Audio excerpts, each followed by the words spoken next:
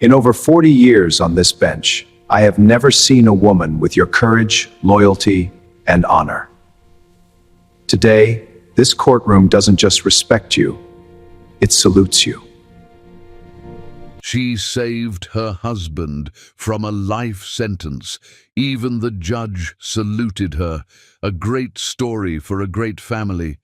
Don't miss the ending. I swear you will love it.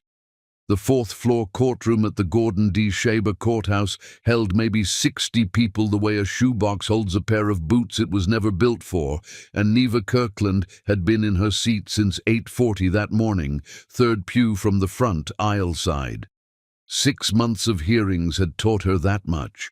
The aisle seat showed her the side of Prentice's face instead of the back of his head, and some mornings the side of his face was the only thing that got her through to lunch. He sat with his hands folded on the table the way he never once sat at their own kitchen table, spine straight, the muscle working under his jaw. His court shirt hung a size too big on him now. Nobody had thought to tell the jail commissary that a man loses weight waiting to find out how much of his life a jury is going to take.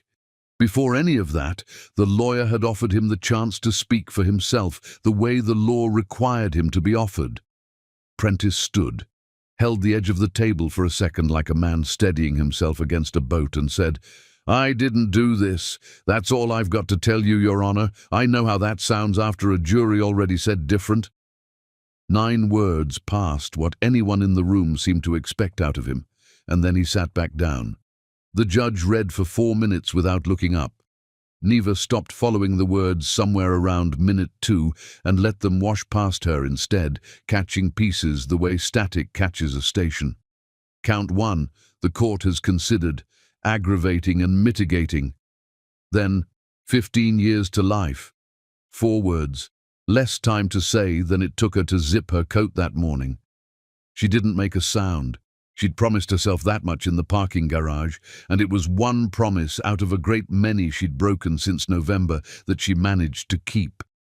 Prentice turned his head, just his head, and found her over his lawyer's shoulder. He didn't mouth anything. He had never been a man who needed to fill a silence, which was one of the first things she'd loved about him, and one of the things, this whole terrible year, she'd resented him for. His eyes held hers the length of one breath. Then the bailiff touched his elbow, and he stood, and the moment closed like a door pulled to but not latched. She thought, absurdly, of the bench. It was still sitting in their backyard in the pocket, 4 flagstones set and mortared, a 5th leaning against the fence where he'd left it the morning the detectives came. They'd pulled into the driveway a little after 9, 2 unmarked cars, while Prentice was still on his knees setting the 4th stone, mortar not yet dry under his hands. What Neva remembered most, the part that embarrassed her a little even now, was how her first real thought watching 2 men in windbreakers cross her lawn had been that they were about to step in the wet grout before she could say anything. Prentice stood up slow, wiped his hands on his jeans, and asked if this was about a permit. It wasn't a joke. For a good 10 seconds, he actually thought it might be about a permit. He'd been building the bench since summer, out of leftover stone from other people's patios, a lip of bluestone from a land park job, 2 slabs of something rose-colored a client in Curtis Park hadn't wanted back. Their 15th anniversary was in October. He'd never told her what it was for. She'd figured it out anyway, the way a person figures out a surprise from someone who has never once in 15 years been able to keep his face still around a secret. "You're supposed to build a wall you can't see the bottom of," he'd told her once, kneeling in the dirt with a level balanced on his knee, back when this was still a life and not a case number. She'd asked why he wasted so much time on a base nobody would ever look at again once the stone went down over it. He hadn't glanced up. "A wall's only as honest as what's under it, Neva. Cut a corner down there. It's not going to fall today. It's going to fall in 11 years on somebody who trusted you and forgot your name." She had laughed at him for that. 11 years.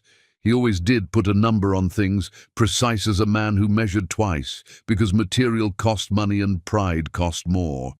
Nobody had touched the bench since November. When his sister offered to have someone finish it, Neva told her it wasn't hers to finish. The gallery emptied out around her in the ordinary, unhurried way people leave courtrooms that aren't their tragedy. A woman 2 rows back gathered up a cardigan. Someone's phone lit with a text before they'd even reached the hallway. Neva stayed where she was, hands in her lap, until a man in a court services polo came down the aisle checking the pews for coats and bags, and even then she only stood because staying any longer would have needed an explanation she didn't have ready. In the hallway, she passed a woman she recognized from the trial gallery, someone who'd sat 2 rows over most days, presumably there for the Pelham side. The woman's eyes found Neva's for exactly as long as it took to decide not to hold them, and then slid off toward the elevators. That was going to be the whole shape of her life now, apparently. People deciding, in under a second, which side of a wall you belonged on. The case had never made sense to her, not in the shape the prosecution built it in. Prentice and Cornell Pelham had argued over an invoice, $9,000 for a retaining wall job Pelham's company never paid out, the kind of dispute 2 men in Prentice's line of work had every few years, and usually settled with a lawyer's letter and a grudge, not a body behind a supply yard. There'd been no alibi for the specific evening that mattered, because Prentice had been alone running a drip line on a job in Curtis Park, the kind of unremarkable Tuesday that doesn't generate witnesses precisely because nothing is supposed to happen during it. There had been a level, his level, found 40 feet from where Cornell Pelham's body was found. Prentice said it had gone missing off his truck 2 weeks earlier. The prosecution said it hadn't. 15 to life had been built, as far as Neva could tell, out of the shape a story makes once you've already decided the ending. Take a man with a public grudge and a description that fit half the tradesmen in Sacramento County. Subtract an alibi nobody thinks to ask a working man to produce for an ordinary Tuesday. The shape draws itself, and once it's drawn, most people would rather trust the shape than go back and check the measurements. She had believed for a long time that this one would fall apart on its own once somebody looked closely enough. She believed it through the preliminary hearing, through jury selection, right up until a foreperson stood in May and read a verdict off a card in a voice that shook slightly, the way a stranger's voice shakes when someone else's whole future has just become the sentence they're saying out loud. She didn't believe that anymore. She'd learned this year that a story doesn't fall apart on its own just because it's wrong. Somebody has to take it apart, piece by piece, the way you'd strip a wall down to find the crack in the footing underneath it. Her phone buzzed on the walk out. A text from his sister. 3 words. How did it go? Neva looked at it and didn't answer yet. She didn't have the kind of answer that fit in a text message, and she was tired, suddenly and completely, of giving people the short version of things so they could stop worrying and go back to their own lives. Downstairs, the courthouse doors let out onto 9th Street, and the July heat came up off the sidewalk in a wave that had nothing gentle in it. She stood on the steps a minute, in no hurry, watching traffic run its ordinary Tuesday errands past a building that had just taken her husband's next 15 years and called it justice. 15 years, the judge had said, to life, not until 2. She understood the difference the state meant by that word, and she understood a different one entirely. 15 years was the soonest the law would consider giving him back to her. Life was what the 2 of them would need to be doing in the meantime, whether the law had made room for it or not. She walked to the parking garage on I Street and got into the truck. His truck, Kirkland Outdoor and Stone still lettered across both doors because she hadn't had the heart yet to have it changed, and sat behind the wheel without starting the engine. Somewhere on the floor below the passenger seat there was still a folded work order in his handwriting for a job he was never going to finish, and she looked at it for a while before she looked away. Somewhere behind her, in a yard in the pocket, 4 flagstones sat exactly where he'd left them, waiting on a 5th that nobody living in that house right now knew how to set. She was not going to wait for someone else to learn. She started the truck. Chapter 2. What the file left out. The trial transcript came in a box. A records clerk slid across the counter like it might still be contagious. 1,140 pages, the clerk said, in the tone of someone who expected her to change her mind about paying for it. Neva paid for it. She started reading at the kitchen table with a legal pad at her elbow for the parts that didn't sit right. There were more of those parts than she'd braced for. The prosecution's whole case, laid end to end across 1,100 pages, came down to about 4 solid facts and a great deal of confident narration stitched between them. Fact: Prentice and Cornell Pelham had argued loudly in the Pelham building supply yard 9 days before Cornell died, over an invoice neither side disputed the number on.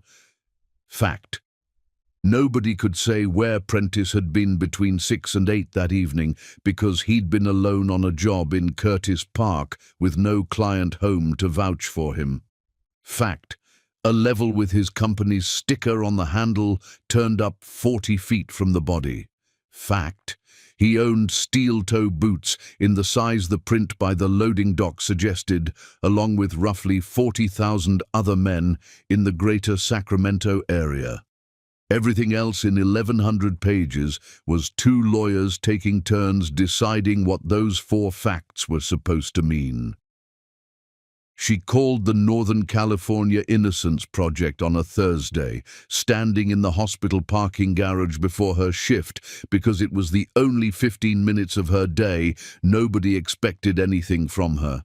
The woman who answered introduced herself as Inez, an intake attorney, and was kind in the specific, rationed way of someone who fielded 40 calls, exactly like this one every week, and had learned, out of self-preservation, to be efficient with her sympathy rather than stingy with it.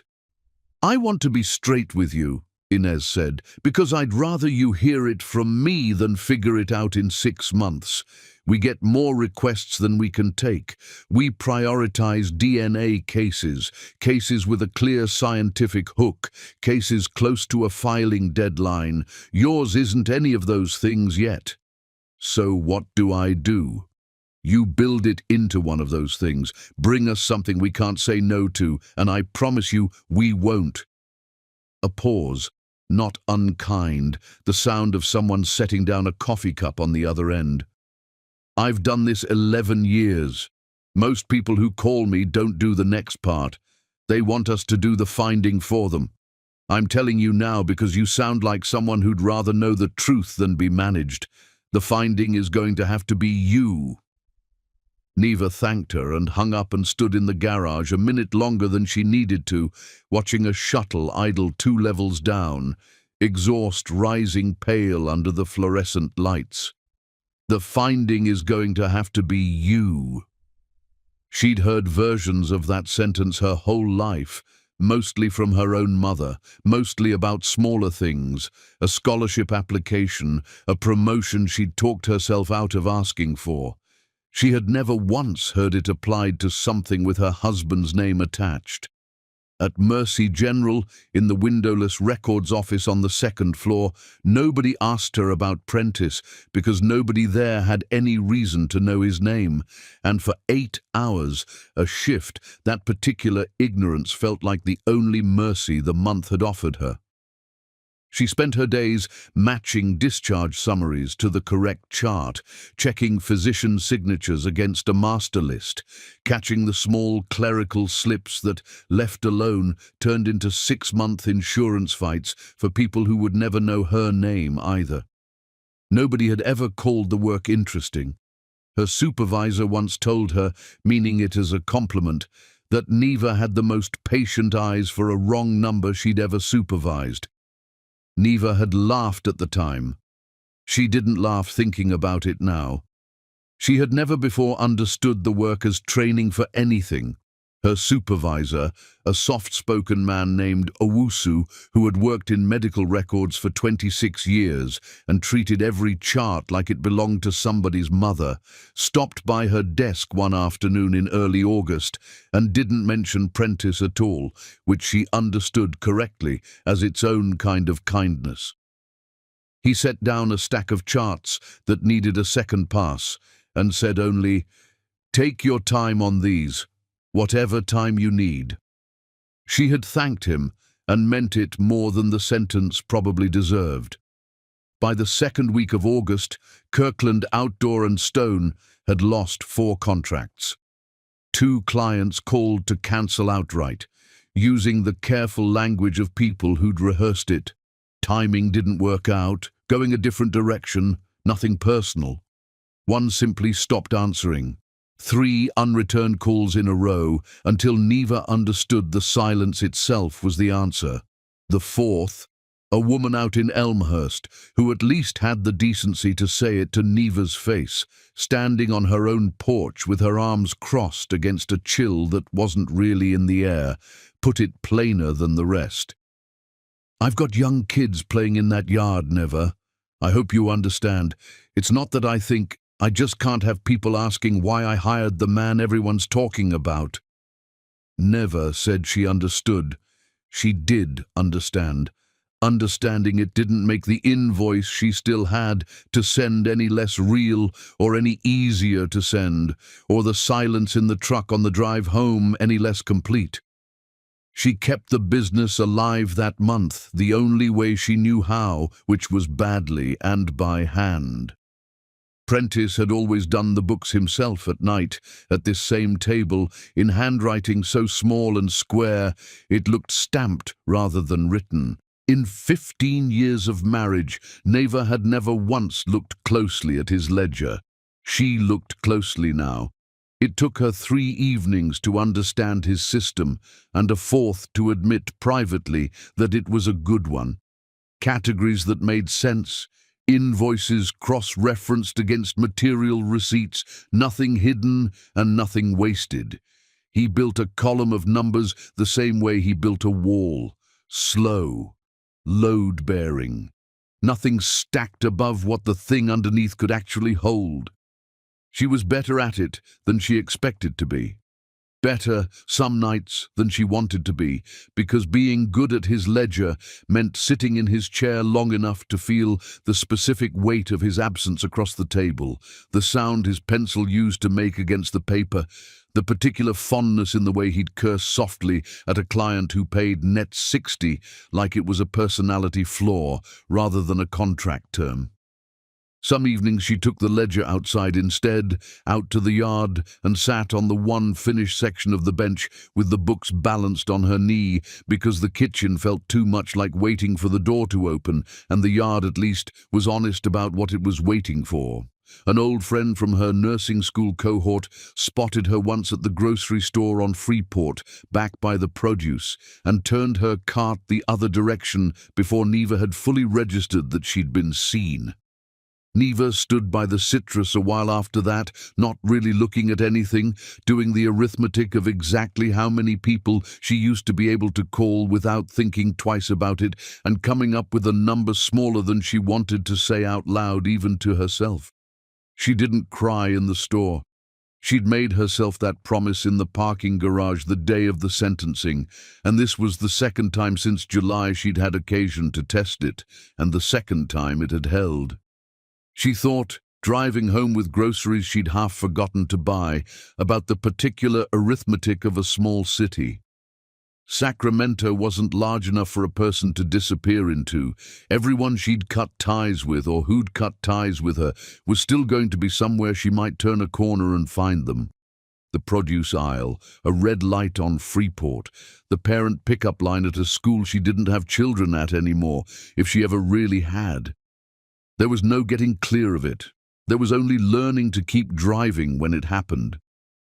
At home that night, she set the case file open on one side of the kitchen table and Prentice's ledger open on the other, and understood, with more clarity than she'd had in months, that she was going to have to learn to read both of them the same way, patiently, for what was actually underneath the numbers, and not for the story somebody else had already decided the numbers were supposed to tell. A wall's only as honest as what's under it. She found a fresh legal pad in the junk drawer and started a list. At the top, in handwriting nowhere near as neat as his, she wrote Cornell Pelham. Underneath it, 2 words she circled twice before she let herself write anything else: the company. Chapter 3. The second Pelham. Cornell Pelham's probate file was open to the public the way most things that matter are open to the public, technically, and to almost nobody who thinks to look. Neva found the file room in the basement of the courthouse on her lunch break, down a hallway that smelled the way every basement archive she'd ever been in smelled: dust and cold toner and something like old rain that had never quite dried. The clerk who pulled the file for her didn't ask why she wanted it. Nobody in a probate records room ever asked why.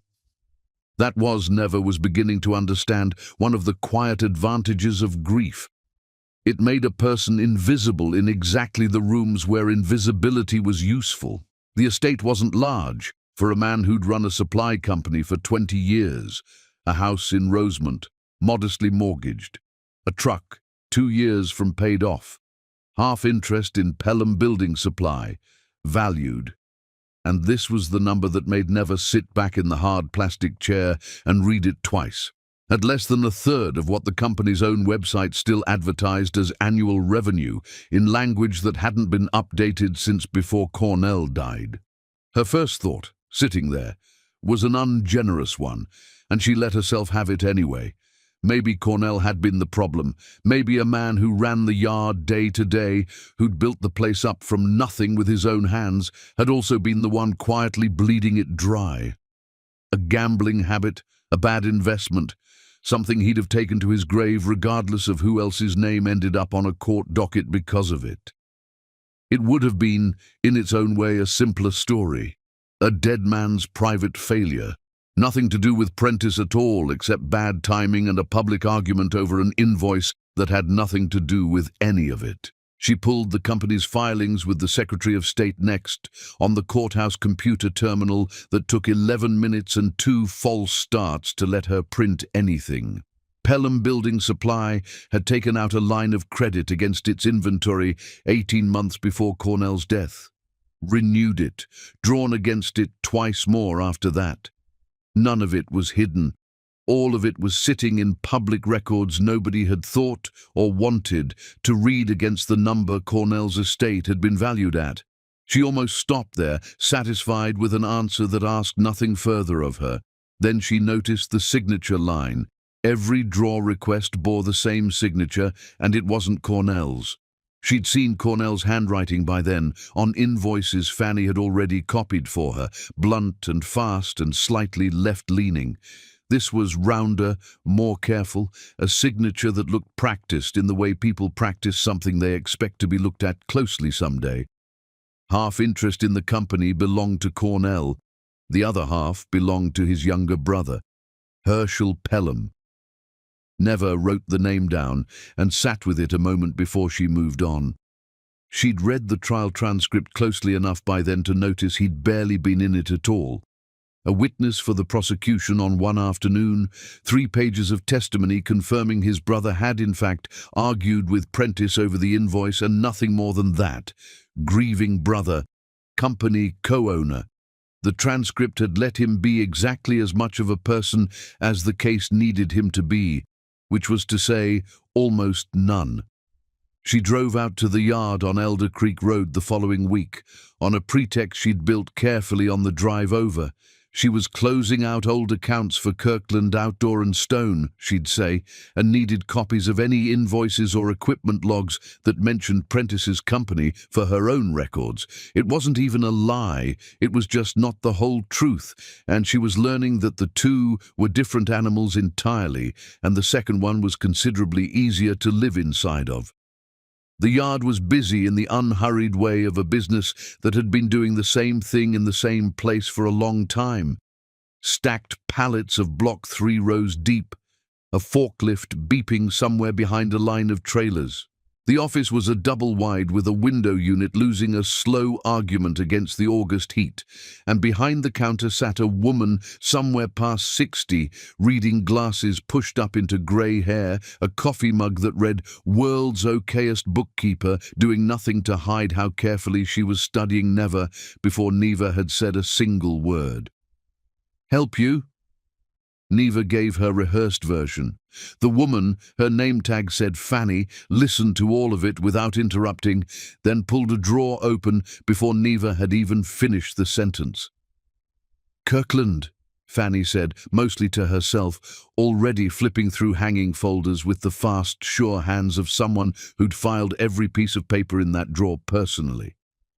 "We'd have that under vendor disputes. Cornell kept his own copies of everything, God rest him.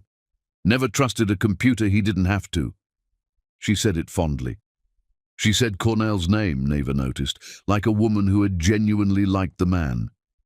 "I appreciate it," Neva said. "I know this is probably the last thing you want walking through that door." "It's fine," Fanny kept flipping. "Man's dead. Paper doesn't care who's asking for it." On the wall behind the counter, half hidden by a parts calendar 3 months out of date, hung a photograph of 2 men shaking hands in front of a much smaller version of the same yard. Younger, both of them, one heavier through the shoulders than the other, both grinning like the picture had been somebody's idea of a joke. "That them?" Neva asked, nodding at it. "Starting out?" 98. Fanny didn't turn around to look. She didn't need to. Their daddy's yard before that. These two built it up from 1 lot to 4. A beat. Was the 2 of them way back thick as anything? Now it's just Herschel handling the business side. Cornell ran the yard. Her hands had gone still on the folder for a second, maybe less, the kind of pause a person could talk themselves out of noticing if they wanted to. Then she pulled the folder free, closed the drawer, and set it on the counter, squaring its edges to the counter's edge with a precision the moment hadn't asked for. "Here's your invoices," Fanny said. "I made you a copy of the equipment log too, since you're here. Save you a trip." "That's kind of you." "It's paper." Fanny still hadn't looked up. "Costs me nothing but toner." Neva took the folder and didn't ask the question sitting right behind her teeth, because some instinct older than this whole terrible year told her that whatever had just crossed this woman's face wasn't going to come out today, and pushing for it now would only teach her to be more careful the next time Neva came around. And Neva already knew, standing in that trailer with the window unit rattling and a dead man's brother's name still sitting strange in the air between them, that there was going to be a next time. She thanked Fanny again on her way out. Fanny told her to drive safe, the way a person tells anybody, and went back to her drawer before the door had even finished swinging shut behind her. In the truck, Neva sat with the folder on the passenger seat and the engine off, running the moment back the way she used to run back a patient's chart when a number on it didn't sit right. Not sure yet what was wrong with it, only sure that something was the 2 of them way back, thick as anything. She thought about her ungenerous theory from the file room that morning, Cornell as his own quiet catastrophe, and understood, with the particular clarity of a wrong idea finally leaving a room, that it didn't hold up against a woman who still said his name like a blessing 9 months on. Whatever had bled that company dry, it hadn't been the man everybody in this yard still missed. Herschel handles the business side. Cornell ran the yard. 2 men had built that place up from 1 lot to 4. One of them was dead, argued over an invoice by a stranger the town had already decided was guilty. The other one, so far, hadn't had to explain a single thing to anybody, not once, not in 1,100 pages of transcript. At home, she spread the equipment log next to the trial transcript and found the first thread worth pulling. The log showed Prentice's level checked into Pelham Building Supply's tool return bin on a Thursday, 3 days before the prosecution's own timeline had him losing track of it. Not proof of anything, not yet. Just a single date that didn't match the story everyone had already agreed to tell. She added it to the page under Cornell Pelham's name and, beneath the 2 words she'd already circled twice, wrote 3 more. Ask about Herschel. Chapter 4. Questions nobody wanted answered.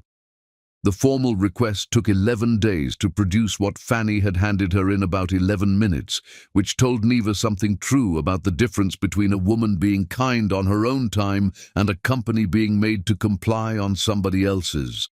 She'd gone through the probate attorney handling Cornell's estate this time, framing it the honest way, a document request tied to a pending post-conviction matter, copies of vendor correspondence and payment records for the 18 months before Cornell died.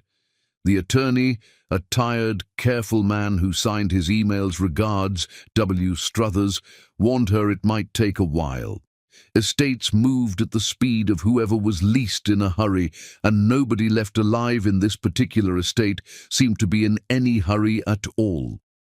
In the meantime, she spent her Saturdays doing the smaller, sadder work of closing down what was left of Kirkland Outdoor and Stone's active jobs, calling clients to release deposits, walking the storage lot with a clipboard, cataloguing skid steers and pallet forks and coils of drip line that had no work left to go to. It was its own kind of grief, cataloguing a business the way you'd catalogue a house after a funeral, and she caught herself more than once standing in the middle of the lot doing nothing at all, just holding a clipboard, letting the sun get too hot on the back of her neck before she remembered to move. Herschel Pelham came to see her on the 9th of those 11 days, which she took later as its own kind of answer. He found her at the Kirkland Outdoor and Stone Yard on a Saturday morning, where she'd gone to inventory what was left of the equipment before she lost the lease on the storage lot too. She heard the truck before she saw it, and something in her already knew. The way a phone ringing after midnight tells you the news before you've picked it up. He was younger than she'd pictured from the one photograph. Early 40s maybe, trim in a way that suggested gyms rather than yard work, dressed for a Saturday errand rather than a confrontation. He stayed by his truck. He didn't come all the way into her space, and something in the care he took about that told her he'd thought about how this would look before he drove over. Mrs. Kirkland, I'm Herschel Pelham.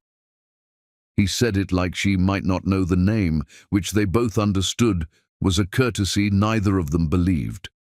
I know who you are. I figured. He put his hands in his pockets, an easy, unthreatening gesture that never noticed him make and immediately distrusted, the way a person distrusts anything that looks rehearsed. I heard you've been asking around the yard, talking to Fanny, pulling my brother's estate file. It's public record. It is. He nodded, agreeable, reasonable, a man who had clearly decided reasonable was the register he wanted for this conversation. I'm not here to tell you what you can and can't look at, Mrs. Kirkland. My mother is 71 years old, and she buried her firstborn son in May. My family is trying to get through the holidays that are coming without him. I guess I'm asking you, as one person to another, to let us do that. Whatever your husband did or didn't do, digging through Cornell's business records isn't going to change a jury's verdict. It's just going to keep this open a little longer for people who need it closed. It was, never thought, a good speech. Careful, sympathetic, the kind of thing a decent grieving man might actually say, and the kind of thing a man with something to protect might say just as easily. And she understood, standing in her own gravel yard with the smell of cut stone still in the air, that she had no way yet of knowing which one she was looking at. For just a second, watching him, something moved behind his composure that she couldn't name.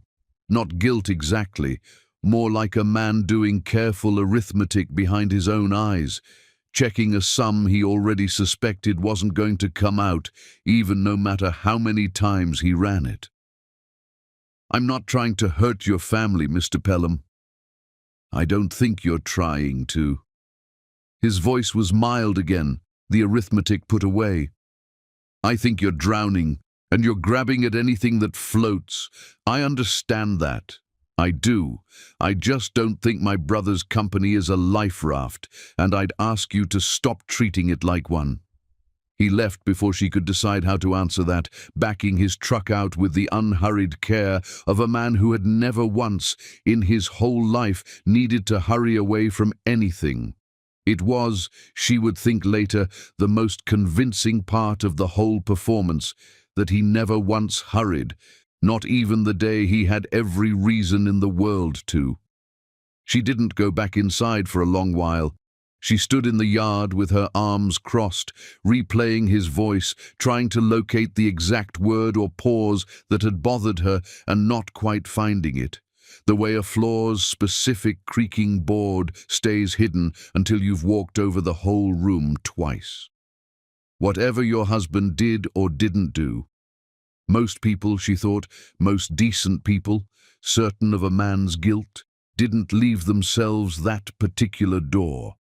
Prentice called that night collect, same as all his calls came now. The recording ran first, the same flat voice every time.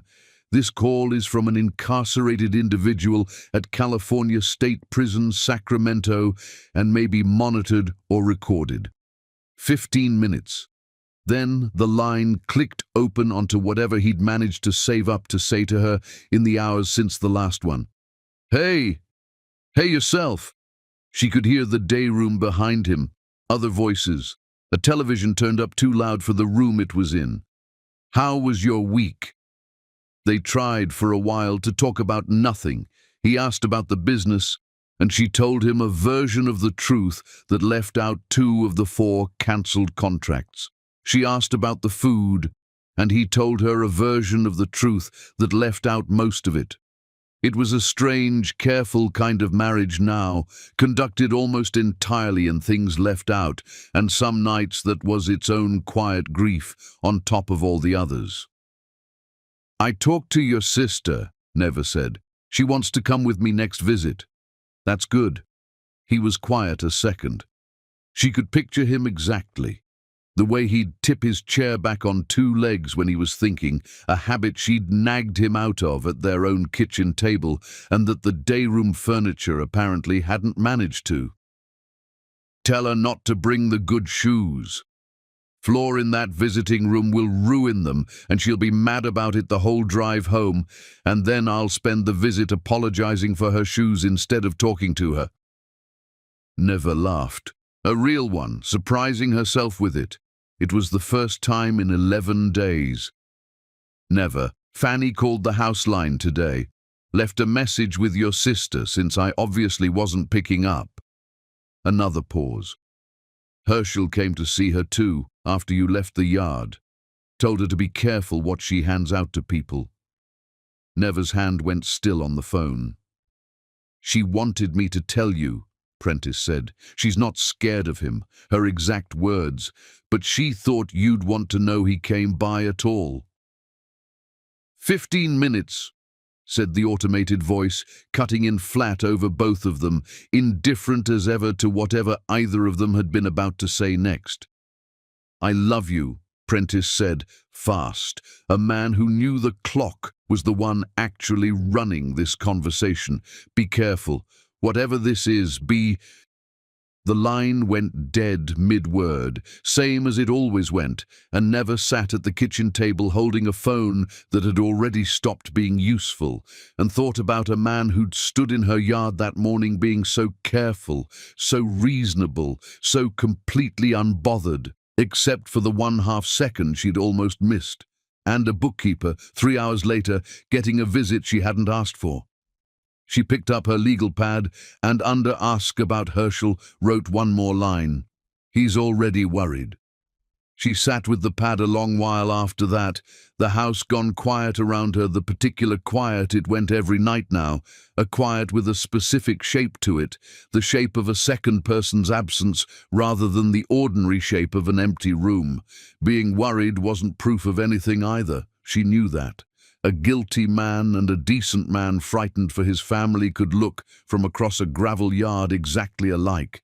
But guilt had a particular texture to it, she was learning, different from grief, and she had spent enough of this year now learning to read texture instead of just words that she trusted herself to know the difference when she finally saw it clean. She just didn't have it clean yet. Not yet. Chapter 5. Run off Freeport Boulevard. Her shift at Mercy General ran until 11 that Tuesday. A nurse out with the flu and nobody to cover records intake, and never didn't leave the garage until closer to 11:20, tired in the specific way that made the drive home feel longer than it actually was. October had turned the evenings early and cool, and the hospital garage at that hour held maybe 6 other cars, their windshields already fogged with the season's first real chill, and she remembered thinking, pulling out onto Stockton Boulevard, that she should have brought a heavier jacket. She took her usual route, the one she'd taken hundreds of times without a single thought attached to it. Stockton to Sutterville, Sutterville down toward the river, the long, unhurried stretch of Freeport that ran her most of the way home. Radio off. Windows cracked an inch for the air. It was, until it wasn't, the most ordinary drive of her life. She noticed the headlights around Sutterville, high beams sitting too close in her mirror for a road with nobody else on it at that hour. She slowed to let whoever it was pass. They didn't pass. They slowed too and held the same 4 car lengths back all the way past Blair, and by the time she reached the long, straight stretch of Freeport Boulevard south of downtown, the empty run with the levee on one side and the dark shapes of the old canneries on the other, she understood all at once, instead of building, that the car behind her wasn't going anywhere she was going. It was going wherever she went. She thought about her phone in the cup holder and didn't reach for it because reaching for it meant taking a hand off the wheel at 45 miles an hour with someone riding her bumper, and some old, useful animal part of her understood that survival came before evidence. The tap came just past the boat launch, not hard, a nudge, metal on metal, enough to make the wheel jump in her hands and her whole body go cold before her mind had finished deciding to be afraid. She pulled onto the shoulder because the alternative was worse, gravel spitting under the tires, and the other car pulled in close behind her, headlights still on, throwing her own shadow huge across the dash. A man got out. She never saw more of him than a shape backlit by his own headlights, average height, a dark hooded sweatshirt zipped to the throat, even in October's lingering warmth, unhurried in a way that frightened her more than speed would have. He stopped a few feet back, like he'd rehearsed exactly how close was close enough. "Leave the dead alone." Not shouted. Almost conversational, the register a person uses for telling somebody their headlights are on. "Nobody's going to tell you twice." Then he was back in his car, and the car was gone, taillights shrinking fast toward the on-ramp, and Neva sat on the shoulder of Freeport Boulevard with both hands still locked on the wheel at 10 and 2, engine running, doing absolutely nothing for longer than she could later account for. She did not get a plate number. She would spend weeks being furious with herself about that, as if fury were a thing you could aim backward at your own nervous system and expect it to behave differently the next time.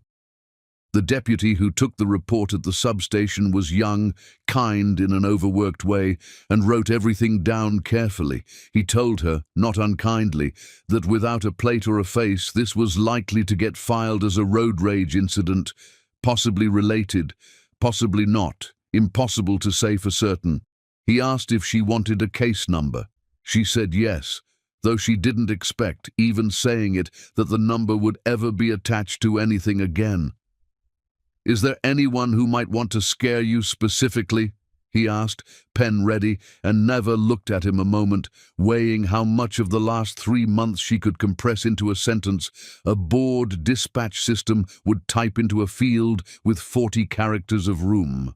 Behind him, through the substation's front window, she could see her own truck sitting alone under a streetlight, Kirkland outdoor and stone facing the road, and she thought with a strange detachment that even the truck was a kind of evidence now, a name driving around town that half the city had already decided how to feel about.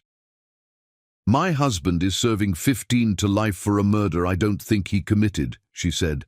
"I've been asking questions about it." The deputy's pen paused, and Neva watched him decide in real time how much of that sentence he was willing to let change how he did his job. Not much, as it turned out. He wrote something anyway, slower, and Neva understood she'd just become, in his mind, a category of person rather than a victim.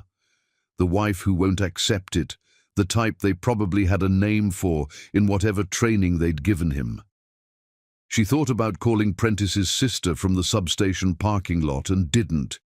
She thought about calling Prentice and remembered a half-second later that his calls were monitored, that anything she said about a man in a hooded sweatshirt on Freeport Boulevard would go straight into a file at a facility 90 minutes away, and that there was nothing he could do with it except lie awake. So she told nobody that night, which was becoming, this year, something close to a specialty of hers.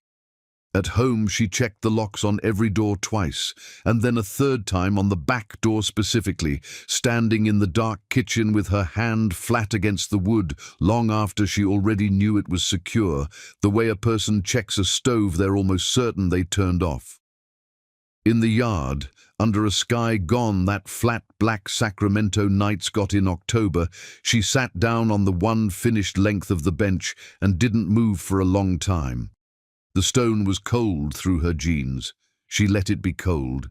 She'd expected fear to make her smaller, and instead it seemed to be doing something closer to the opposite, narrowing her down to something harder and more exact, the way pressure narrows a piece of coal given enough time, into the one thing left standing when everything softer has already burned away.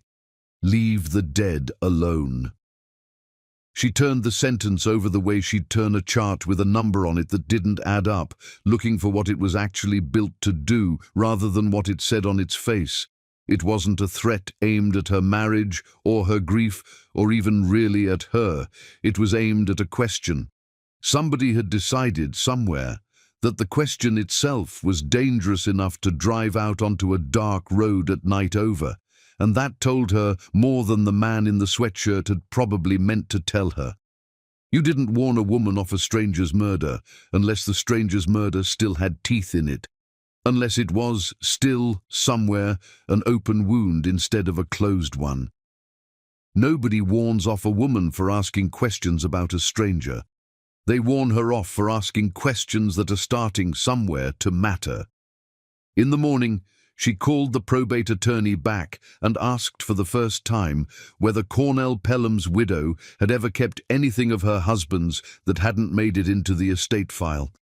He was quiet on the line long enough that she thought the call had dropped. "Funny you should ask," he said finally. "I've been waiting for someone to." She went to work that morning the way she went to work every morning, because the alternative was staying home with the shape of a hooded sweatshirt behind her eyes every time she closed them, and she'd learned by now that the records office, dull and windowless and entirely indifferent to her, was better medicine for that particular ghost than an empty house. Owusu asked gently if she was all right, and she said she was tired, which was true, and left it there, which he let her do. At lunch, she sat in her car in the hospital garage instead of the break room, doors locked, and allowed herself, for exactly the length of one sandwich, to be as frightened as she actually was. Then she finished the sandwich, wiped her hands, and went back inside to finish her shift, because fear, she was discovering, was survivable in doses, the way almost anything was, if you were willing to schedule it instead of letting it schedule you. Chapter 6. A Ledger Doesn't Lie. The probate attorney called her back 2 days later, apologetic, saying he'd had to ask. It wasn't the kind of thing a lawyer offered up on his own. Cornell's widow, when he raised it, hadn't hesitated. She'd been waiting, she said, for someone to ask. They met at the widow's kitchen table on a Saturday in late October, though met wasn't quite the word, since the widow herself stayed mostly in the next room, unable, she said honestly through the doorway, to sit across from the wife of the man everyone still believed had killed her husband, whatever the papers said. Neva didn't take it personally. She understood, better than most people could have, exactly how a grief could need a wall between itself and anything that might complicate it. It was the probate attorney who slid the banker's box across the table. Inside it, folders Cornell had built himself in the last 6 weeks of his life, copied twice over, one set for his own files and one set he'd left with specific instructions that his wife keep it somewhere safe in case. In case of what? Nobody had asked him at the time. Nobody had needed to until now. From the next room, over the sound of a television turned low, the widow spoke once, unprompted. "He came home different that last month," she said, to nobody in particular, or maybe to Neva specifically. It was hard to tell through a wall. "Quiet.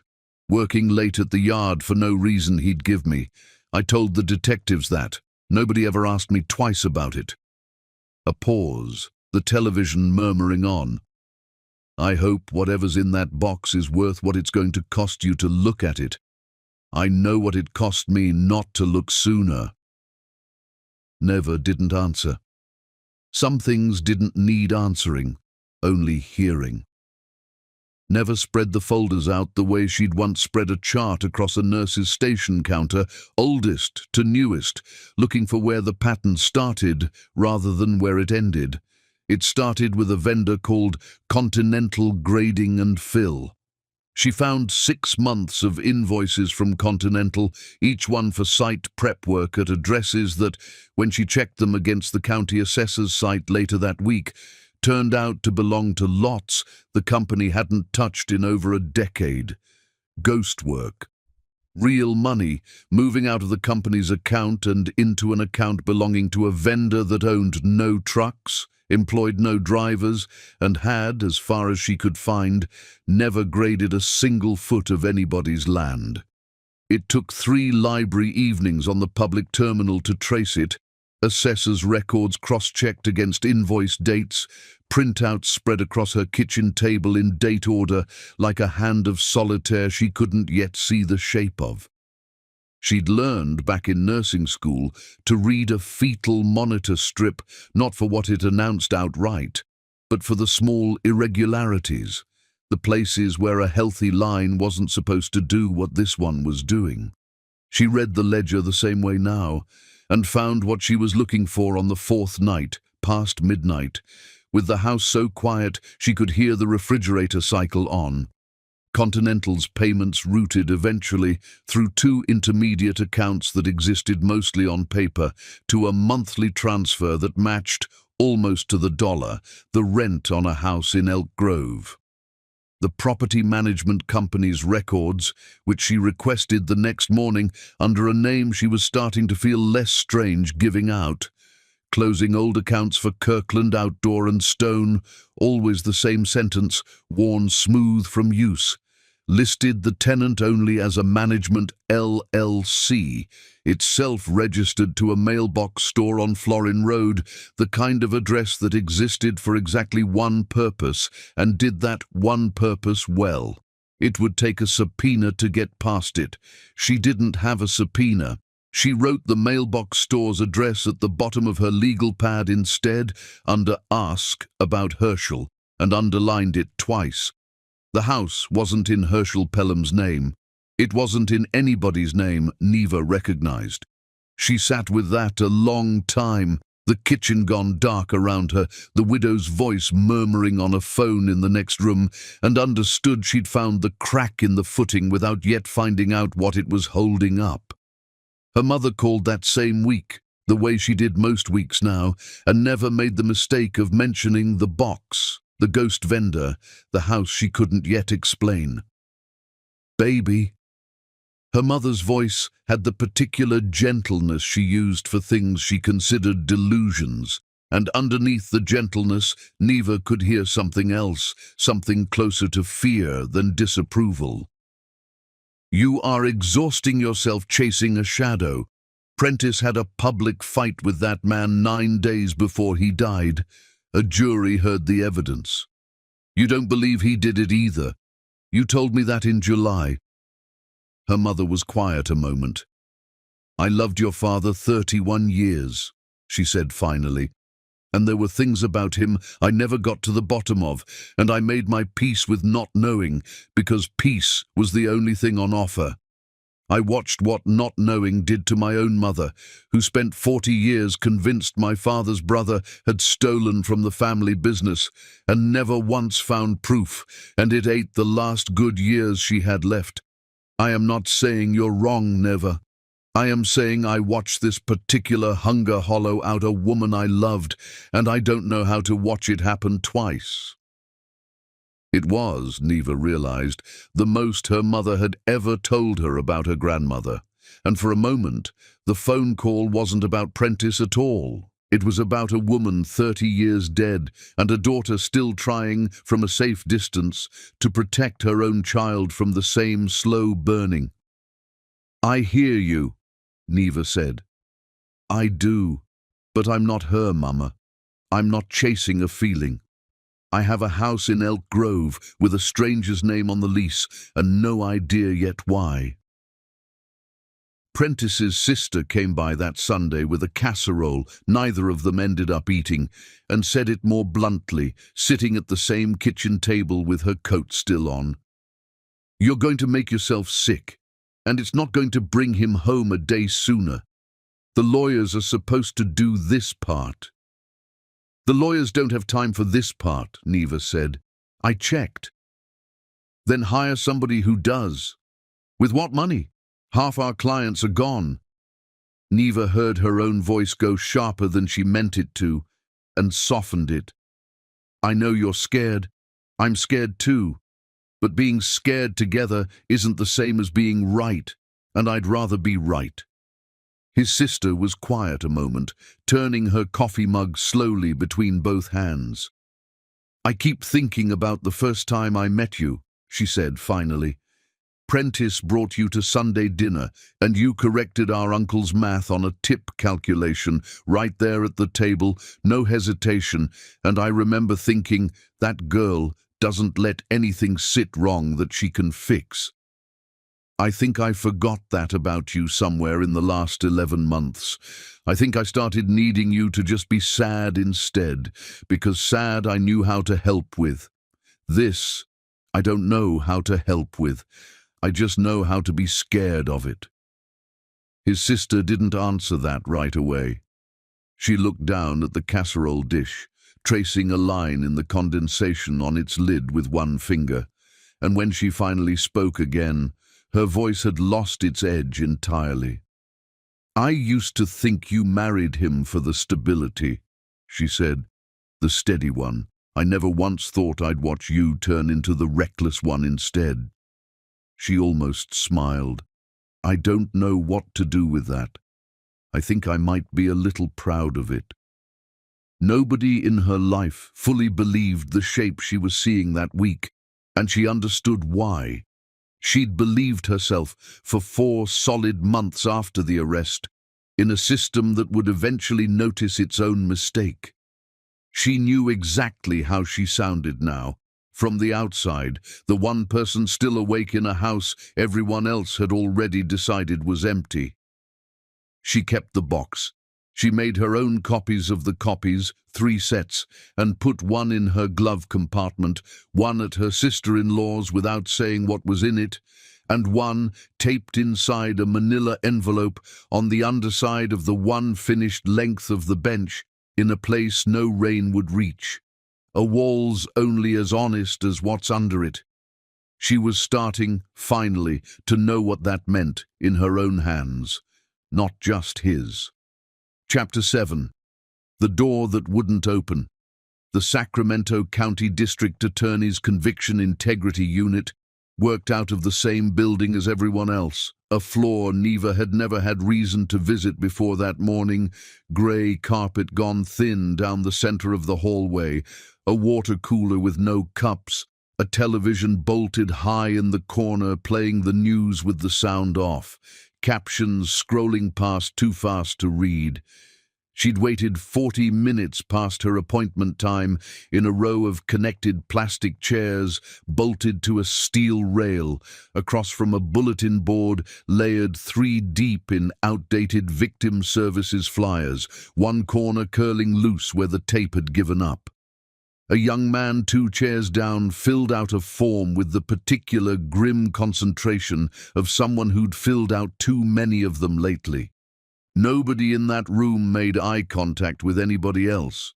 It seemed, Neva thought, like a design choice rather than an accident, a small mercy built into the architecture for people who'd already had to explain themselves enough for 1 week.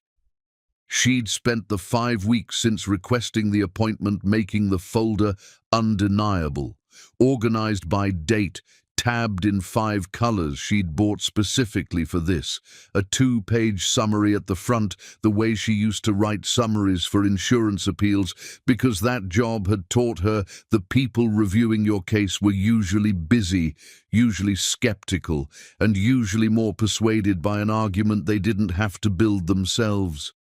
She'd rehearsed the summary out loud twice in the truck in the parking garage before she came up, the way she used to rehearse difficult conversations with families in the records office, and was grateful, walking in, that none of that rehearsal showed. The deputy who saw her was not unkind. That was, in some ways, the hardest part.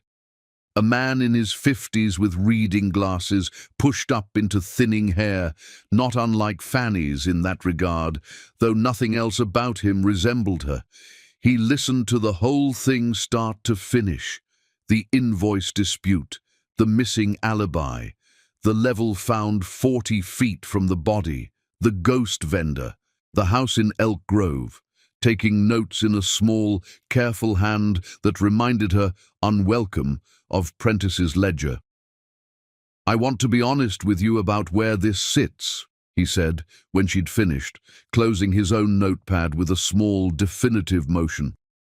"What you've built here is a financial irregularity, a real one. I'm not telling you it's nothing, but it isn't new evidence of innocence on its own, and I can't reopen a closed homicide conviction on the strength of a rental payment I can't yet connect to anyone by name. It's connected to his company.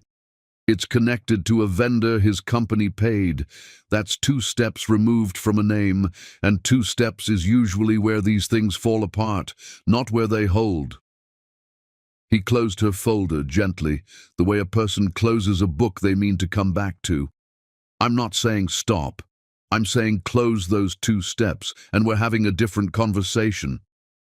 You said it's a real irregularity. Doesn't that count for something today, not just eventually?" "It counts for a lot to me sitting here. It doesn't count for enough to a court sitting up there." He tapped the folder once, not unkindly.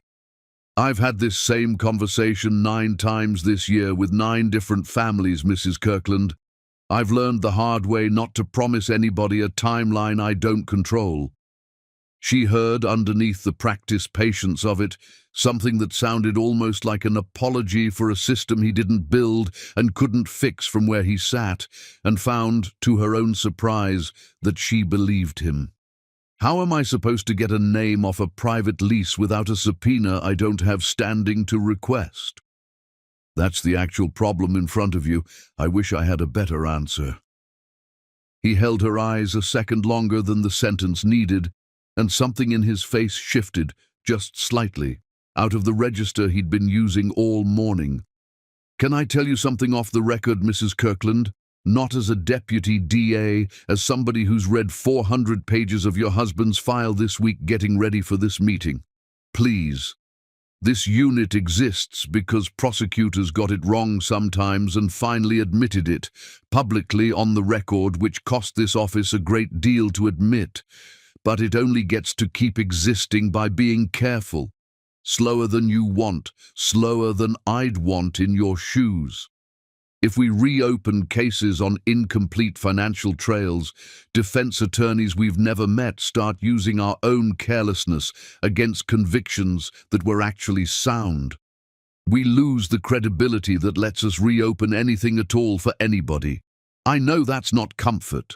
It's just true, and I'd rather tell you the true thing than a kind one that wastes your time. Then help me close the 2 steps. I can't be your investigator. That's not what this desk is. A pause. But I can tell you that if you ever do get a name on that lease, you come back to this office and you ask for me specifically, and I promise you I will read whatever you bring me the same day it lands on my desk. That's the most honest thing I can offer you today. She left with a case number, a business card with a name and a direct line written on the back in his own hand, and the specific, grinding fatigue of having explained herself completely to someone who believed her and still couldn't help her yet. Almost worse than disbelief, she thought, crossing the lot toward her truck. Disbelief at least gave you someone to be angry at. This only gave her someone to be grateful to, which was its own kind of exhausting. She was in the truck, engine not yet started, digging her keys out of the bottom of her bag when she saw it. Herschel Pelham's truck, parked across the street at a meter, engine idling, a plume of exhaust rising pale in the November air. He didn't get out. He didn't wave or nod or do anything at all a person could later describe to an officer as threatening. He simply sat there, visible, patient, letting her see him seeing her for the whole minute and a half it took her hands to stop shaking enough to start the engine. By the time she pulled out of the lot, his truck hadn't moved. She checked her mirror 4 blocks later, and it still hadn't moved, a shape getting smaller in the glass, watching her go the way a person watches weather they can't do anything about except wait for it to pass. She thought about the deputy's words the whole drive home. 2 steps removed from a name. She had a name now that mattered more than any lease. Not the name on the paper, not yet, but the name of a man who'd just spent 90 seconds making sure she understood he could find her anywhere she went, in broad daylight, outside a government building, and never once break a law doing it. That, she was beginning to understand, was exactly how careful men did this kind of work. Not with threats you could take to a deputy, with patience, with the specific, unhurried confidence of somebody who had never once needed to hurry away from anything because nothing had ever actually caught up to him yet. She got home before dark, checked the locks the way she'd started checking them every night now, and sat a long time at the kitchen table with the deputy's card in front of her, running her thumb over the raised print of his direct line before she finally put it in the drawer where she kept the things she wasn't ready to need yet. She thought, before she went to bed, about calling Fanny to warn her that Herschel had been in the city, downtown, close enough to the DA's building that it couldn't have been coincidence. And then didn't, because it was 9 at night, and because some instinct told her Fanny already knew exactly where Herschel Pelham spent his afternoons, better than never ever would. Some people you didn't need to warn. Some people had already been keeping their own careful count. Outside, the November dark came down early and complete, the way it did now that the clocks had changed, and the house made the small, settling sounds an empty house makes at night, and never lay awake longer than she wanted to, listening for a particular sound she couldn't have named if anyone had asked her to. Chapter 8. The Pocket, midnight.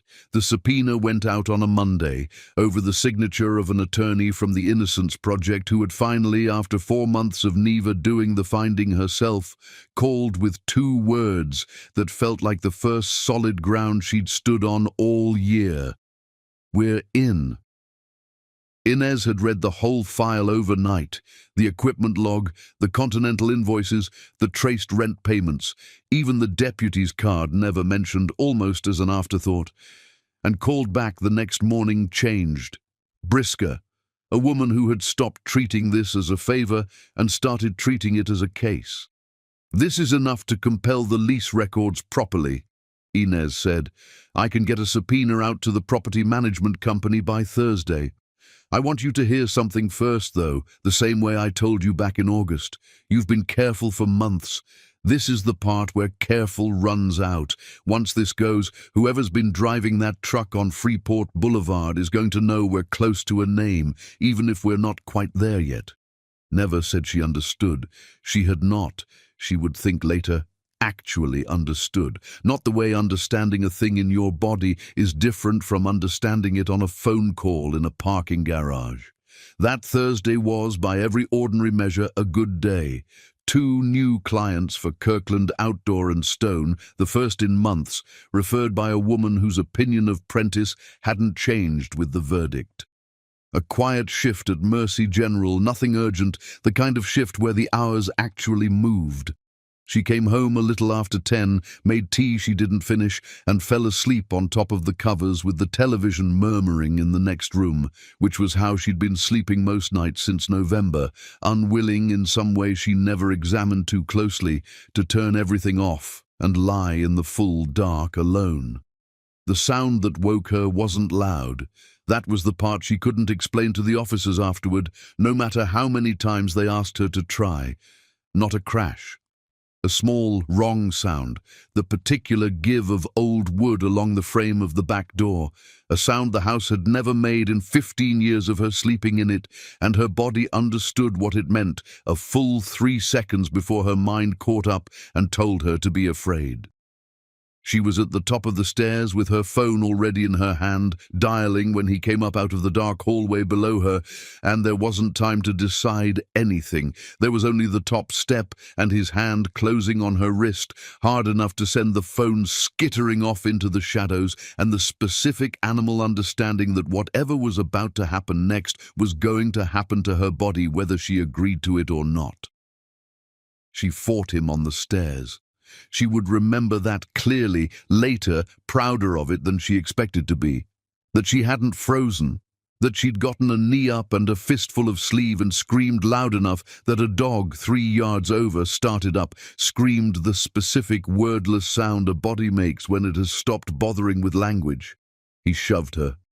She went down 4 stairs sideways, wrist first, and the pain that came up her arm was so total and so strange that for a moment she genuinely didn't understand it as pain at all, only as a kind of white weather moving through her, filling the whole house.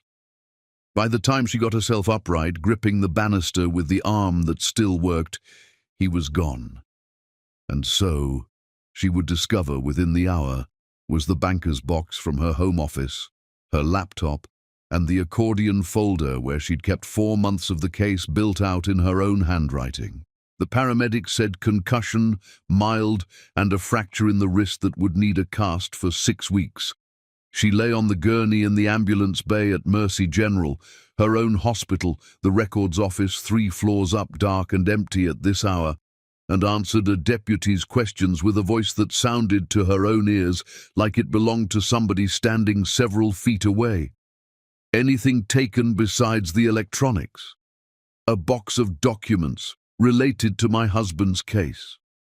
She heard herself say it and heard in the deputy's face the same flicker of category not victim she'd gotten in October.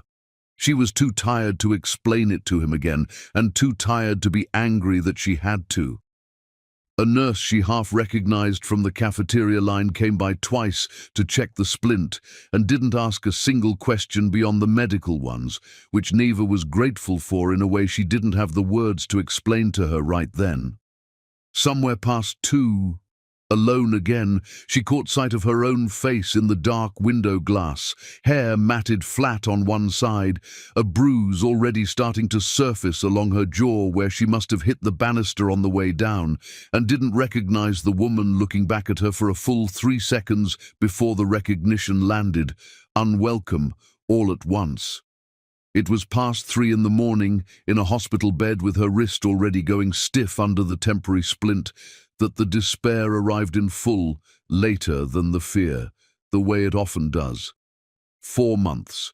Every original document, every note, the whole architecture of it, gone out a back door in somebody's arms.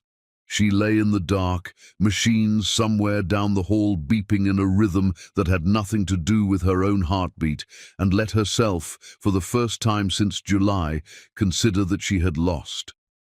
It was almost dawn before she remembered the copies. 3 sets. One in the glove compartment of a truck currently parked untouched in a hospital garage 2 buildings away. One at her sister-in-law's house in a box her sister-in-law had never once asked about, God bless her incuriosity. One taped inside a manila envelope on the underside of a stone bench that a man in a hooded sweatshirt would have had no earthly reason to look under, because nothing about it looked like anything worth looking under. She didn't cry with relief. She was too worn down for anything that clean, but something in her chest, which had been in freefall for 3 hours, found a floor to land on. Prentice called that afternoon, having heard it second-hand and garbled through his sister, and the 15 minutes were the worst 15 minutes of phone time they'd spent since the sentencing. "Say that again," he said when she'd gotten through the shape of it. "Say the part about the stairs again. I'm okay, Prentice. Wrists broken. I'm okay. You are not okay. You were attacked in our own house." His voice did something she'd heard only twice before in 15 years, a controlled shaking, a man holding a wall in place with his bare hands because letting go of it felt like it might take the whole structure down. "I need you to stop. I am asking you for real this time, not as a never. I would rather serve every day of 15 years than have you hurt again over this. I mean that. I need you to hear that I mean that. And if I stop, what happens to you? I don't care what happens to me. I do." Her voice cracked on it finally, the first time it had cracked out loud in months. "I care what happens to you more than I care what happens to me, Prentice, and that is exactly why I can't stop. And I need you to understand that instead of asking me to." 15 minutes, said the flat automated voice, indifferent as ever to the size of what it was interrupting. The line went dead before he could answer her, and Neva sat in the hospital bed with a cast setting on her arm and a phone gone silent in her lap, and spent the rest of that day and most of the next turning his words over. "I would rather serve every day of 15 years. She almost let it be enough of a reason to stop. For 1 full day, lying in a bed that wasn't her own bed, in a house she wasn't ready to go back to alone yet, she let herself imagine the version of her life where she simply stopped asking questions, where she let the shape everyone else had agreed on stay standing, where she and Prentice built whatever was left of a marriage out of Tuesday phone calls and Saturday visits for the next decade and a half, and called that enough because it was survivable, and survivable was, some days, all a person had the right to ask for. It didn't hold.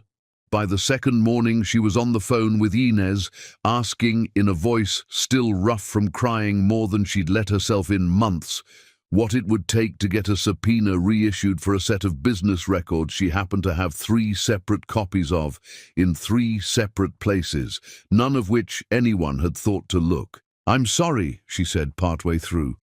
"I don't know why I'm apologizing to you." "You're not apologizing to me," Inez said. "You're apologizing to whatever part of you wanted permission to stop. You don't need my permission. You need a fax number. I'll send it in an hour." Chapter 9. The Bookkeeper's Drawer. The break-in made the local section of the paper on a Saturday 4 inches of column space under a headline that called it a home invasion and mentioned low in the piece that the homeowner's husband was currently serving a sentence for the murder of Cornell Pelham. It was the kind of detail a careful editor includes for context and a careful reader understands as an accusation dressed up as a fact.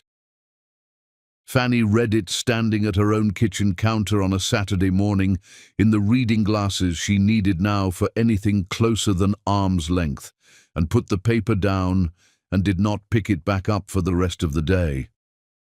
She had known, in the specific way a person can know something and build an entire daily life around not saying it out loud, for the better part of a year. She had known it the morning after Cornell died, when Herschel came into the office, pale and short-tempered, and told her, before she'd asked, that he'd been home all evening, the kind of unprompted alibi that only ever comes from a man rehearsing it in a mirror.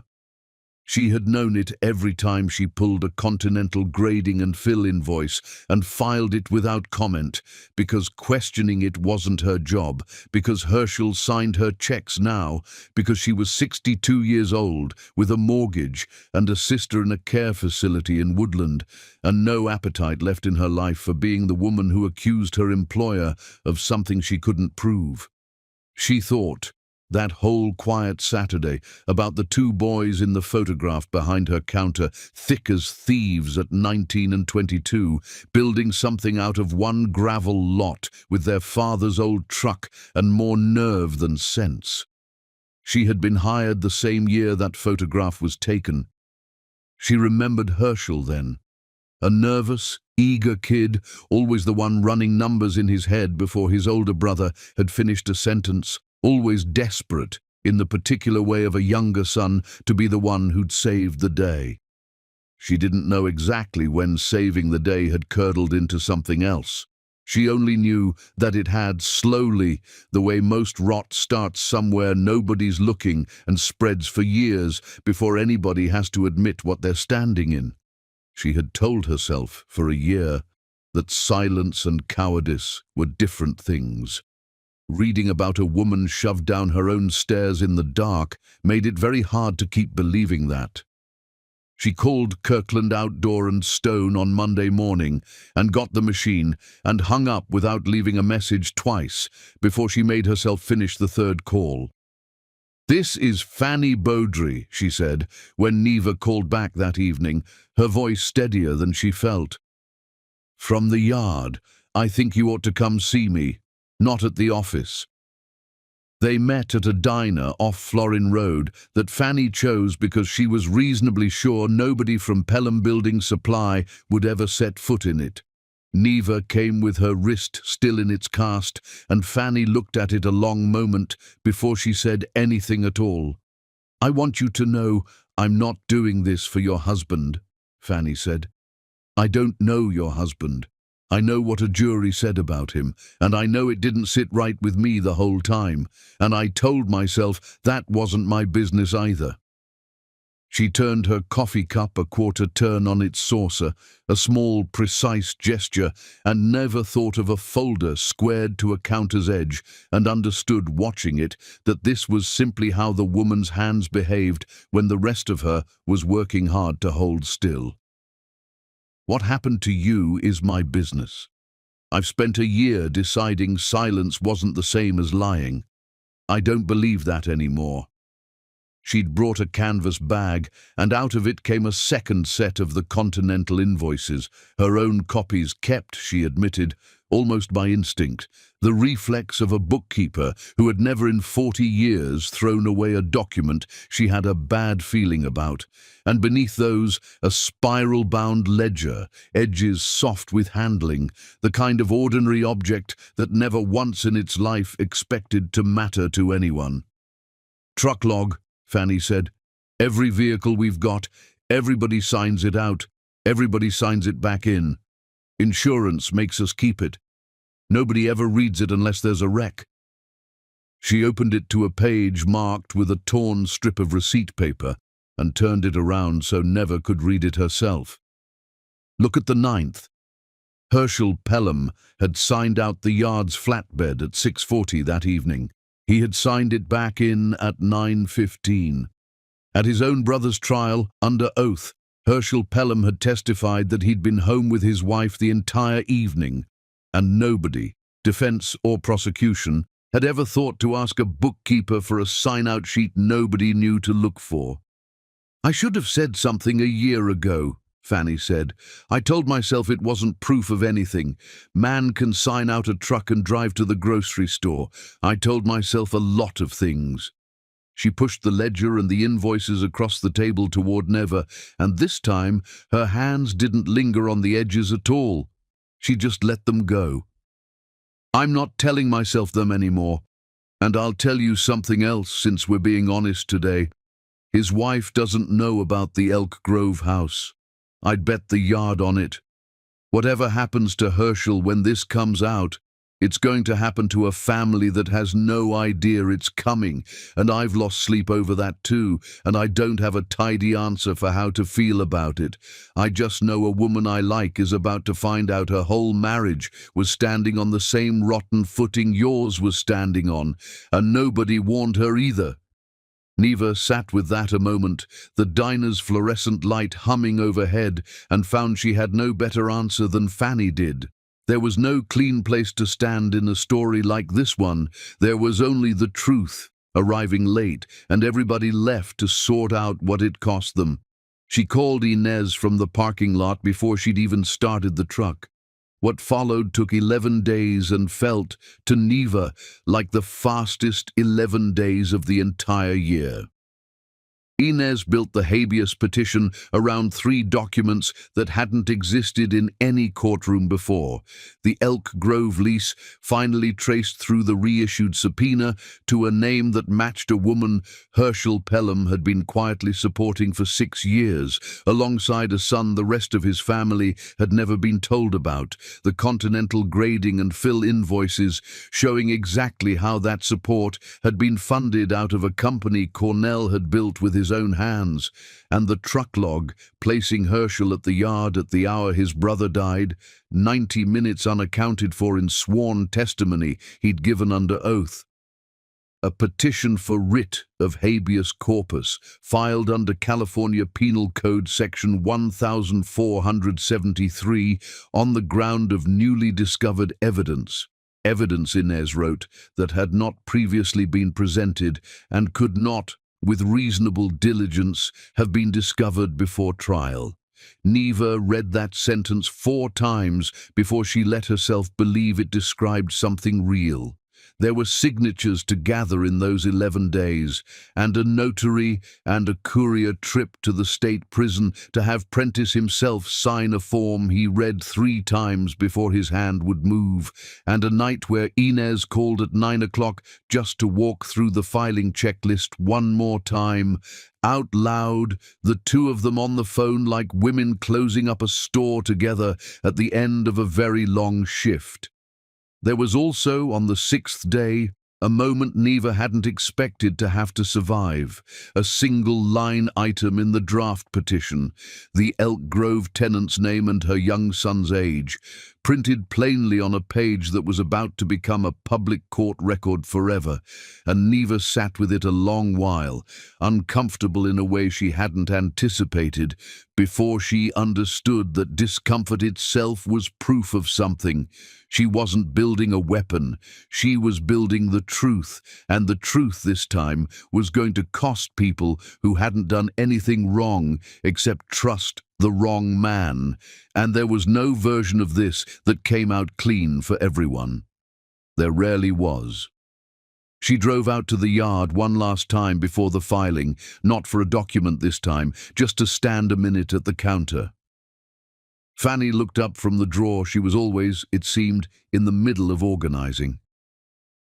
"You didn't have to do this," Neva said. "I want you to know I understand what it's costing you. I know what it was costing me not to." Fanny went back to her filing, unhurried, and then stopped and looked up once more before Neva reached the door. "For what it's worth, he was a good kid once. I watched him become whatever he is now, one small silence at a time. I don't say that to excuse him.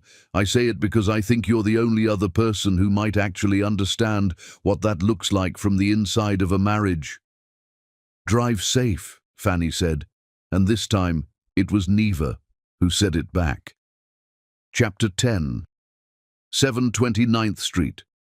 The hearing was scheduled for a Tuesday in January, 14 months, almost to the day, since two unmarked cars had pulled into a driveway in the pocket, and a man had stood up out of the dirt beside an unfinished bench, wiping mortar from his hands, asking if it was about a permit. The gallery at the Gordon D. Sharber courthouse held 6 people that morning. Prentice's sister, Fanny, who had come on her own, in a good coat, sitting very straight. Inez, who had asked to be there in person for once instead of on the phone. Neva's mother, in the end, who had called the night before and said only, "I need to see this with my own eyes. I owe you that much, and I owe your grandmother that much too." 2 seats that stayed empty the whole hearing, reserved out of habit for people who weren't coming. Neva had worn the same navy dress she'd worn to the sentencing 6 months earlier, not out of superstition exactly, but because some part of her wanted the courthouse to see the same woman walk back in, changed on the inside in every way that mattered, and unchanged on the outside, in the one detail she could control. She sat in the same kind of pew, though not the same pew, 3rd row, instead of 3rd from the front, because Inez had told her gently that where you sat for a habeas hearing didn't carry the same superstitions as where you sat for a sentencing, and Neva had found she didn't quite believe her, and sat where she wanted to anyway. The judge read the petition into the record in a flat, careful voice. The same register, every document in this whole ordeal seemed to be written in and then read, one by one, into the exhibits. A lease agreement, a set of invoices, a vehicle sign-out ledger, a sworn declaration from a woman named Fanny Boudry, who had watched from a gallery bench as her own handwriting was read aloud into a court record for the first time in her life, her chin up the entire time. The court finds, the judge said, that the evidence presented is newly discovered, that it could not reasonably have been produced at trial, and that it is of such character as to undermine the court's confidence in the verdict. A pause, procedural, unhurried. The judgment of conviction is vacated. There was no sound in the gallery, 6 people, and not one of them made a sound, which Neva would think about often in the months that followed, that the biggest moment of her life had happened inside a silence so complete she could hear the court reporter's keys. The district attorney's office, represented that morning by the deputy from the Conviction Integrity Unit, the one with the card still sitting in her kitchen drawer at home, stated for the record that given an active and ongoing investigation into Herschel Pelham, arrested 9 days earlier, the paper had reported without incident, at the yard on Elder Creek Road, in front of a crew of men who'd worked for him for years and hadn't seen it coming any more than his own wife had, the people would not be seeking to retry the case. It took him 4 sentences. It was, Neva understood, the entire weight of everything since that November, delivered in the driest possible language, in the driest possible room, and she found she didn't mind. She had learned this year to stop needing the drama to match the size of the thing it was closing.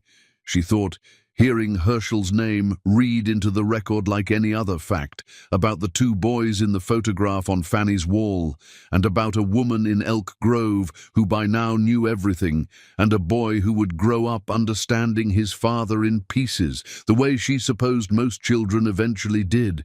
There was no triumph in it. There was only the particular, unglamorous relief of a true thing finally taking the place of a false one, with damage on every side of the line, the way damage always seemed to work out. Before she left the bench, the judge looked up, not at Prentice, but at Neva, directly, for the first time all morning. Mrs. Kirkland. Her voice hadn't changed register at all, still flat, still careful, which was somehow exactly what made it land. The court doesn't often get to see directly what this kind of work actually costs a person, or how long it actually takes. I want it on the record that I saw it. That's all. That was the whole of it. No gavel. Nobody clapped. A clerk called the next case number before Neva had fully finished breathing again, and the courtroom simply went on being a courtroom, doing the next ordinary thing it had to do. Processing took 4 more hours, paperwork moving at the speed paperwork always moved at, indifferent to what it was releasing back into the world. Neva waited on a bench in a hallway on 9th Street with Fanny and Prentice's sister, and for the last hour her own mother, who held her hand without saying much of anything, which was its own kind of apology and its own kind of forgiveness, both at once. When the door finally opened, and he came through it in clothes his sister had brought that didn't quite fit him anymore, there was no crowd to walk through.